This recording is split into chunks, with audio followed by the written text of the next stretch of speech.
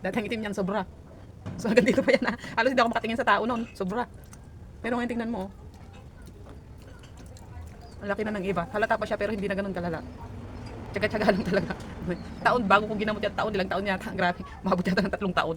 Guys, pagkatapos ko maglagay ng vitamin E serum, ayan, pamilyar na siguro sa inyo. Pamilyar po siguro sa inyo itong vitamin E serum ng Dermo Republic. Ayan. Meron pa ako isang ginagamit yung niacinamide ng Dermo Republic. So ito, hindi po ito pamilyar sa inyo dahil galing po ito dun sa ayan.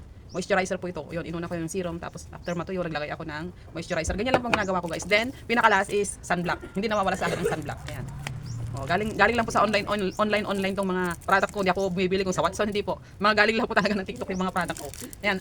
Sipag at tiyaga lang po. So ayan guys, taon po bago humilog ang pekas ko. So titignan niyo po yung mukha ko ngayon, hindi pa siya ganoon ka-perfect, pero para sa akin okay na po yan. Syempre, yung paggamit ko pa ng mga ilang taon yan, siguro naman unti-unti nang babalik sa normal yung mukha ko. Po kasi yung glass skin na nanggagaling sa mga rejuvenate kasi kapag in-stop mo na yan, wala na. Hindi po kagaya ng mga serum na safe mo siyang gagamitin kahit maarawan ka, hindi masusunog ang face mo. Kaya kaysa mag-rejuvenate, pero ito suggest ko lamang po kaysa mag-rejuvenate kayo palagi. Tapos pag in-stop niyo, nandiyan na yung mga pekas.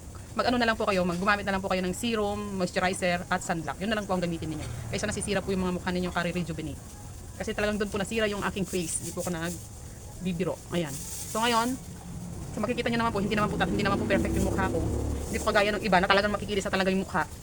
Ako po talaga, ayan, nakikita niyo naman ang result. Ayan. Wala pa pong filter yung aking, sinasabi ko po yung totoo.